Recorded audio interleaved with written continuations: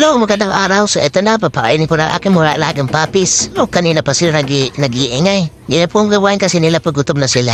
Pag-iingay sila na mag-iingay. So, ayan na po sila, oh. Naku, nag-uunahan pa, naiipit ng iba. Ayan na po sila. Mukha naman kayo hindi mga gutom. Oh, mami, mamaya ka na, mami.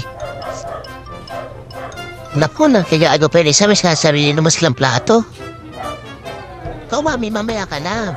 Ikot ka naman na ikot dyan. Paano mo yung mga anak mo? Letay ka ng turn mo.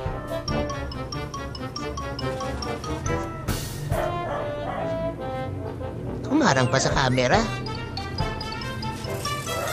Mamaya ka na. Ubus na yung isa, lumipat na. Relax na talaga kumain. Ako nagagawa na ako. Oh, naku. Tawat.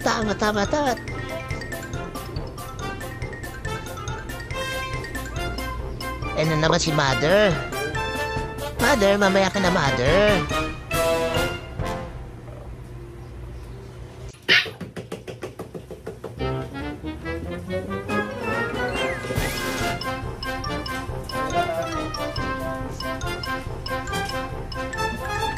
So, ito na po. Time to melt na sila.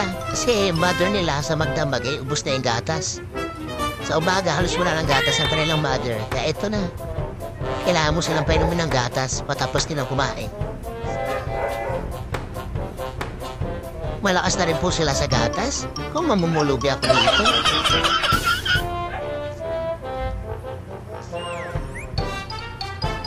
Kaya naman si Mother, gutom na rin po kasi ito sa magdamag. Ubus na ubus ang kanyang pagkain. Kapayaan po paikot-ikot siya. Siya po taga-siran at taga-asimot ng tira ng mga anak niya. Si Mother. Ito matapos yung mga anak mo pagkatapos ikaw na.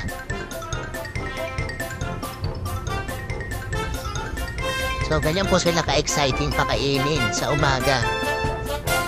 Natutuwa ka sa kanila.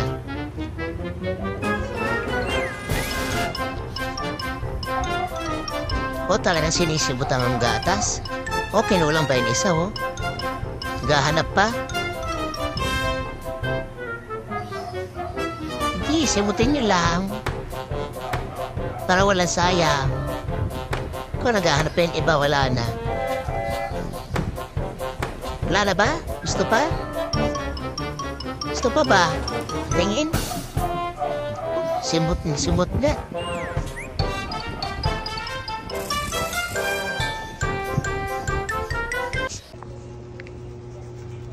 So ayun po, tapos na silang kumain. Ito nyo naman. Hayahay na sila. Sarap nilang tingnan. Nakaka-relax. So ayan o, nakita nyo yung una nila. Malamig na tubig po yan. Yan ang gusto nila uunan. So, sige, matulog na kayo ha.